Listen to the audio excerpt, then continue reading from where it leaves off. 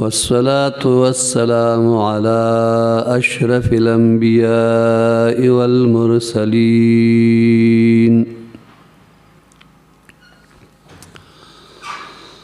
وعلى آله وأصحابه أجمعين.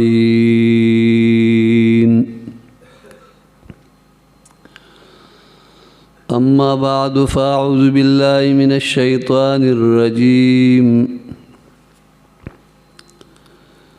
بسم الله الرحمن الرحيم.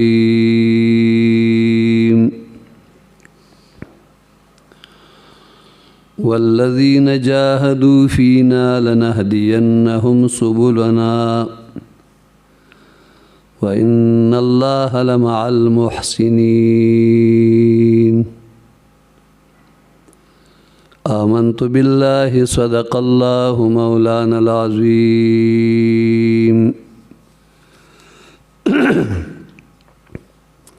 إن الله وملائكته يصلون على النبي يا أيها الذين آمنوا صلوا عليه وسلموا تسليما. اللهم صل على سيدنا ومولانا محمد وآله وبارك وسلم عليه صلاة وسلاما عليك يا سيدي يا رسول الله وعلى آلك وأصحابك يا سيدي يا حبيب الله.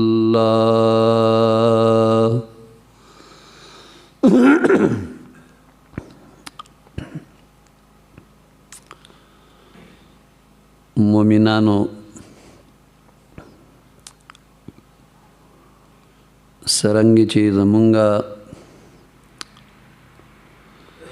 په هره پنځلسمه ورځ باندې درس د تصوف دلته کېږي. الحمدلله والمنه. نن بیا د چهارشنبې په ورځ باندې الله مونږ له زندګي راکړه او د درس ته یې راورسولو. الله دې زمونږ او ستاسې دا سایې باعثه د خپلې رضا وګرځوي. محترمو، خالق کائنات جل مجدہ چې کله انسان پیدا کړو نو دته یو چمکدار زړه ورکړو او دنیا ته یې راولېږ. لیکن د بالغ کېدو نه پس د معاشرې د اثراتو په وجه د ده په زړه باندې قسمه قسمه پردې د غبار او د ګردونو پریوزي او زړه زنګین شي. کوم کس چې بیا کوشش شروع کی او د خپل خیرې لرې کوي یا خپل زړه ته خیرې رسیدل نه پرېږدي او زړه پاک او صاف ساتي نو رب ذوالجلال دغه کس بیا کامیاب ګرځوي. په دې سلسله کې چې کوم کوشش کیږي هغې ته جهاد اکبر یعنی لوی جهاد وایي.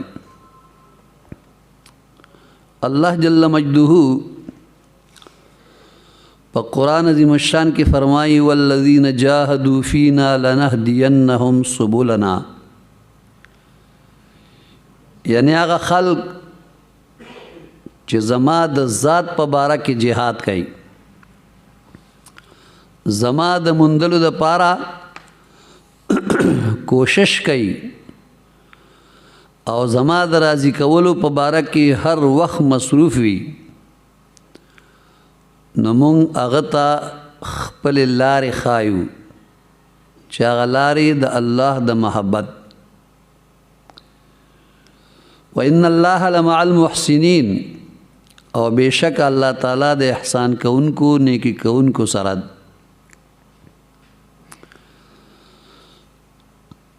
د انسانی نفس گرد و غبار لري کول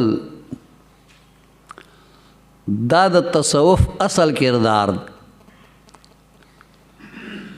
کوم زړه چې په جزوی طور باندې یا په کلی طور باندې په هر طریقه چې وي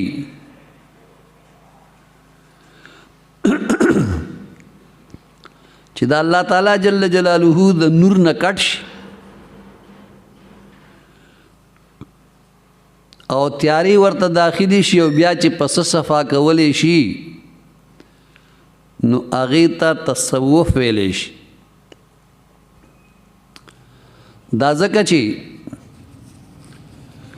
التصوف مشتق من الصفا، تصوف د صفا نه مشتق. د صفا معنی د تصفیه، دې سره د زړه تصفیه راځي، صفائی راځي. او کوم خلق چې په دې کار کې مصروف وي نو هغه ته صوفي وایي. باید دی چې مونږه په دې خبرو باندې لږ سوچ وکړو، ځان په باندې پوه کړو او مونږ چې دی بیا په هغې باندې عمل درآمد هم وکړو. او دا صوفیاو دغه شعبې ته تصوف وایي. همدارنګې تصوف چې دی د صفوتن نه مشتق. د صفوتن معنی د په صفاتو سره متصف کېدل. چونکې په تصوف سره یو انسان په کمالاتو باندې متصف ګرځي نو د دې په وجه دغه کردار د تصوف په لفظ سره تعبیر کولی شي. په صفاتو سره انسان مزین شي او متصف شي. د دویمه معنی وه. دریمه معنی ده د نسبت په لحاظ سره چې التصوف مشتق من الصوف، تصوف د صوف نه مشتق. صوف وړی ته وایي او دې نه چې کوم لباس جوړ شي او هغه واچوي نو هغه کس ته صوفي وایي چې په هغې کې عاجزي و انکساري وي او د هغوی دا وصف په تصوف سره تعبیر کولی شي.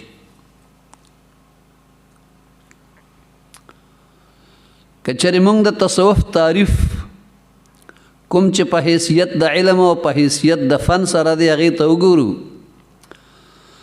نو په دې سلسله کې د حضرت احمد بن مرزوق رحمت الله تعالی علیه د قول مطابق د تصوف تقریبا 2000 تعریفونه 2000 چې د هغې نه پته لګي چې امت په دې کې څومره دلچسپي اخیستې ده او د تصوف د فن ته په حیثیت د علم سره څومره رواج میلاو شو او دې ته د زړه په کشف سره څومره توجه ورکړې شوه چې هر یو کس په دې کې کوم کمال حاصل کړو یا یې د انسانانو په اندرون کې د دې وجه نه انقلاب محسوس کو او د زړونو د صفایۍ په لحاظ سره